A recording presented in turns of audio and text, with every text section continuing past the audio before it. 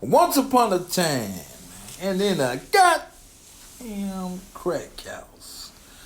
For a minute of your time, I would like to share with you a story that I would like to call Do the Stanky League.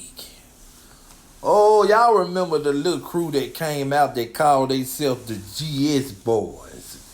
They put a song out that became very popular amongst the youth. It was called Do the Stanky League. Old Big U was a woman who stayed next door to me with her family. She had a husband and 3 kids over there. Her and her husband would stay in an argument all the time. They would fight and fuss and fight over there all the time. It was because Big U smoked crack and the husband didn't. Don't know how they met each other and got in a relationship, but they had been together a very long time. See, he would work all day and he would give her the money to pay the bills and make groceries for the house, and sometimes she would go smoke the money up, and that's what they would fight and argue about. On this particular day, he had given her some money and she was supposed to go to the grocery store and get some food to cook for him, her, and the kids. She done went and got some dope and got so high till she got stuck in the house and couldn't go get no groceries before he got home. Now Big U had a talent. She was what the hood called a booster. What is a booster? For your education only. A booster is a shoplifter, a person who goes out and steals merchandise from stores.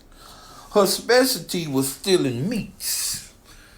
And I was the one who used to take her most of the time on her little journey to do these little thefts. So this day they over there fighting and arguing because he done got out work and she done got stuck in the house and they went and got the grocery with the money he done gave her. Oh, here she come running out the house beating on my door. I already know what's up because I hear them over there arguing.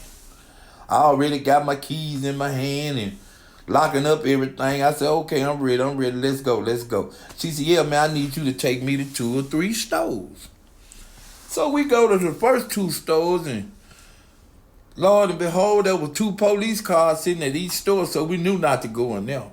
So we went to a store across town where we'd have been in 1,000 times. Now, I wasn't a shoplifter. I wasn't a booster. I would go in the store to distract the security or pull the manager to the side with complicated questions to keep them from watching her. But that wasn't the case this time, because she done went back there and stuck 2 packs of chicken leg off in her drawers. Now, she's a fairly big woman, and I could see this, but 2 family packs? I couldn't get that out of my head. So we approach the door, we get closer to the door, and all of a sudden, the loss prevention and the manager pop out of nowhere and say, you 2 guys come with me. Oh, we caught. So we go into the office with these people, and the loss prevention officer rewinds the camera and shows Big Lou that she's caught red-handed stuffing these chicken legs off in her drawers. So he asks, will you please remove the product from your drawers, ma'am? So she takes out the 2 packs of chicken leg and she lays them on the counter, on the table there in the office. The manager picks up one of the packs and sniffs it. He said, I'll be damned, this meat is spoiled. He said, y'all hold on a minute. He gets on the office phone on the speaker there and calls back to the meat department. He said, who put this chicken out here this morning? The guy on the phone says, Mike put it out. He said, put Mike on the phone. Mike gets on the phone back there in the meat department, and the manager give him the fire. I mean, he goes off on him. He said, didn't I tell y'all to check the dates on this stuff? He said, this meat is spoiled. This is poultry. He said, this might have salmonella or anything and make somebody sick. I wonder how many people that came in here and purchased these damn chicken wings and chicken legs and stuff. He said, man, go back there and take all of that chicken off the shelf and throw it out there in the dumpster right now. Now, people, it was right at dark. You hear me?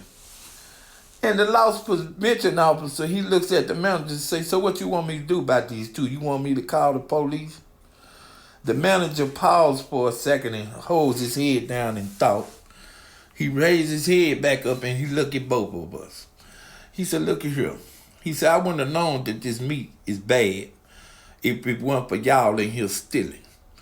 He said, that don't mean that you're right about it. He said, but it does mean that you might have saved somebody's life.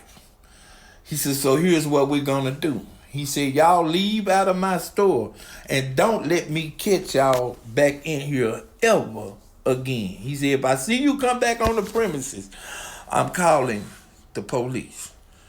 So we said, yes, sir, yes, sir. And we left out of the store. We get outside, it's right at dark. It was daylight when we went in there. Big U say, man, we need to catch another grocery store before the grocery store closed because I got to go home with some meat. I tell Big U, I say, Big U, the man just told the man to throw the chicken out in the dumpster back there. I say, the chicken good. She said, the man said that the chicken was stinking. I said, Big U, the chicken is not spoiled. I say, you are spoiled. You should have been on the Summer Eve air, the Dial Soap air. You hear me? The Old Spice air. You hear me? I swear, 4 cheese and crackers. We went back there in that dumpster and got that good chicken out of there, boy. And we cooked chicken, sold chicken, and got dope. Listen. I swear, 4 cheese and crackers.